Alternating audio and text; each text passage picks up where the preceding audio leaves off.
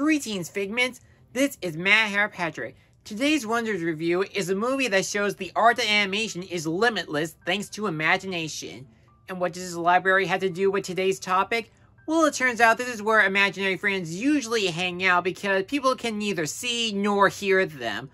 Unless you've seen cartoon imaginary friends on TV. Hey Will, what's today's imaginary sleepover? It's Charlie and the Chocolate Factory. Ooh, I've always wanted to eat at the chocolate room.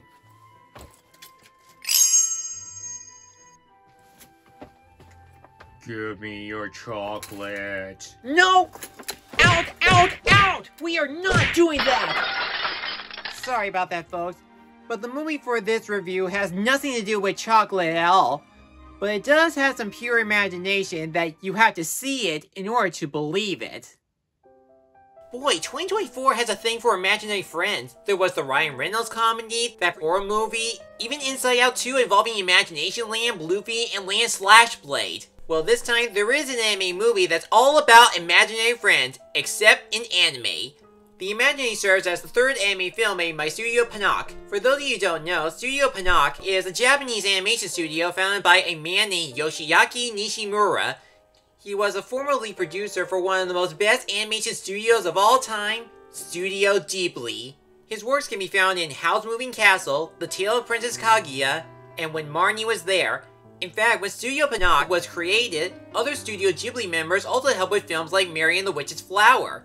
And if you're wondering what Panok means, it's the Serbo-Croatian word for midnight, meant to signify beginning of the new day. Now, I am a huge Studio Ghibli fan. I watch all their feature-length movies, including last year's Boy and the Heron. Congrats on the Oscar, by the way. I did a few top 10s or reviews related to their movies in the past, and I did watch Mary and the Witch's Flower. And honestly, it was a great start for Studio Panok. I wouldn't go as far as to say this animation studio is Studio Ghibli's biggest rival or anything, but more like a spiritual legacy.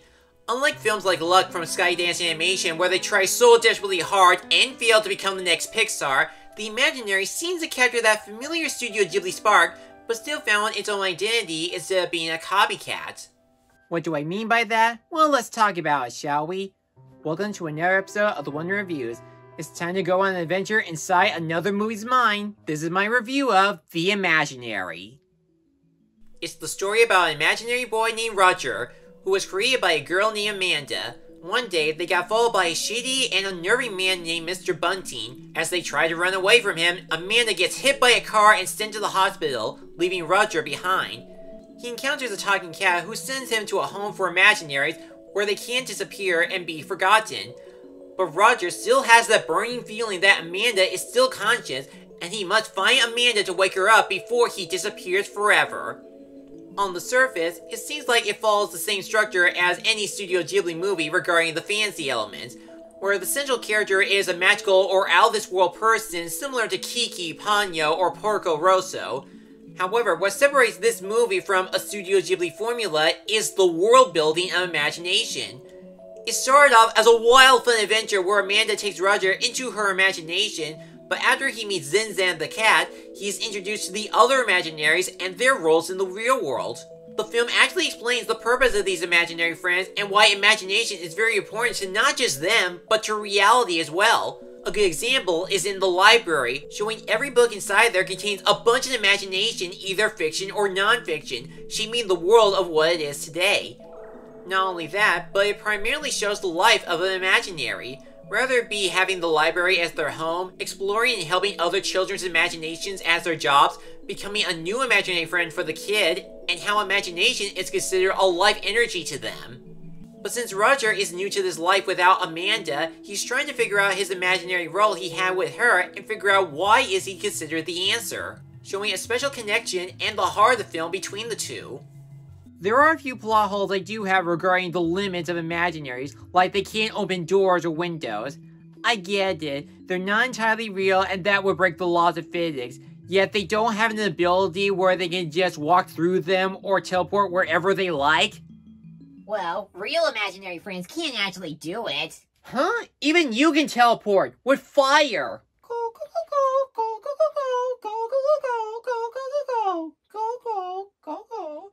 Go go go go go go go go go go go go go go go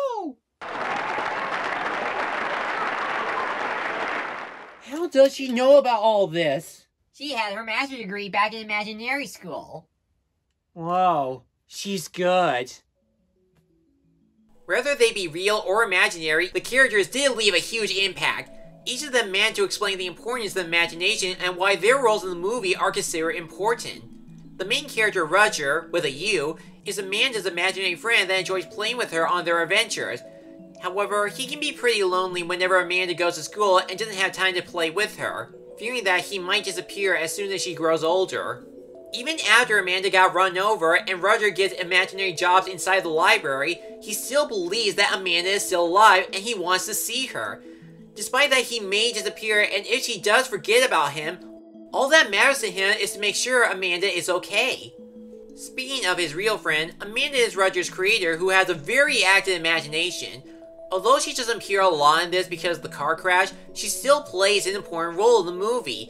There's a backstory that she lost her dad a long time ago and she wants to make sure that she doesn't forget about him, as well as helping her mom in the bookstore, showing a bunch of clues why did she create Roger. As for her mom, Lizzie, she is the owner of the bookstore that's going out of business due to her husband's death, losing her own imagination, and she's trying to continue forward alongside Amanda. However, I do have one question involving the bookstore and Lizzie's job hunt. The film was so focused on Roger finding Amanda to wake her up from her coma, it forgot to answer if Lizzie managed to get a new job or that the bookstore is saved. It would have added that extra layer at the end that both Amanda and Lizzie managed to keep going for Amanda's dad thanks to their imagination. For the other imaginaries, a lot of them not only contain a bunch of likable personalities, but also help expand the imaginary world building. Like Emily is Roger's guide to the role of imaginaries, Snowflake is the pink hippo that's all bubbly and loves fun, Cruncher is the adorable skeleton that experienced and found a new life with another creator, and Zinzan is the talking cat that patrols the city for any forgotten imaginaries and sends them to the library. Finally, there's the main villain in the movie, Mr. Bunting. He is a dangerous individual that wants to eat imaginaries so that he can live forever. And yeah, Mr. Bunting is definitely a disturbing villain from how he sniffs for imaginaries, swallows them whole, how he misuses his imagination, and depicts the dark side of reality. He's also accompanied by his own imaginary friend, a creepy shadow girl that looks like the Ring Girl if she was an anime character. With Studio's Panag animation, it does look really fascinating. Even if I'm still on Team Ghibli, I can confidently say the animation on the imaginary looks superb. Plus, there are a lot of unique features that help give the movie its own identity. The character designs are more fluent, where there's a lot more shading for both the humans and imaginaries, and the character animation is smooth on some of them, but they can be over the top for some like Cruncher or freaking when Mr. Bunty begins his devourment. For the rest of the imaginaries, the animators had a lot of fun creating them, featuring a variety of cartoony-like creatures in all shapes and sizes. But the biggest highlight throughout the entire movie are the settings and fantasy scenes. In the real world, there are some unique locations like Lizzie's bookstore and the library that the imaginaries reside, while the town of imaginaries is an imaginary home where it changes locations every day at nighttime using books as rooftops or building pieces. Also, whenever Amanda or another kid makes up an imagination, the settings can become really huge, emphasizing the grand scale of the fantasy scenes like a winter forest, outer space, or dystopian ruin. In fact, the film contains a bunch of visual effects that help capture the power of imagination, like the use of lighting on the imaginary particles, or the sketchy shadows of Mr. Bunty's imaginary. But the one element I was surprised to see throughout the movie are the CGI effects, which surprisingly translate well into a hand-drawn film. Sometimes they can be used on the vehicles, but they can bring a lot of magic like the portal to the library, flying books, or the transformation between the real world and the fantasy scenes. Although some of these locations take place inside someone's head, it does feel like we are entering a magical realm any person could dream of. I never thought the connection between people and imaginaries in this movie could feel so real. Imagine that! Okay, enough of the puns for now. This movie was awesome. The Imaginary is the most imaginative anime film I ever seen, with a unique story, memorable characters, and out-of-this-world animation. I highly recommend you go check this movie out, whether if you're an anime fan, a Studio Ghibli fan, or if you enjoy Studio Panag's previous works like Mary and the Witch's Flower.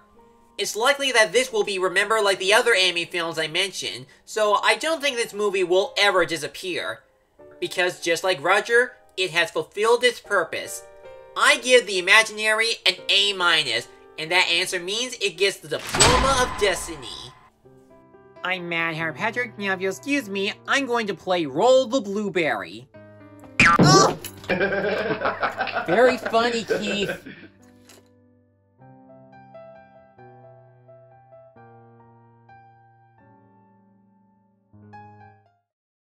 Thanks for watching this video. If you enjoyed this, check out these other videos, or feel free to like, comment, and subscribe for more upcoming reviews and other projects. I'll see you soon.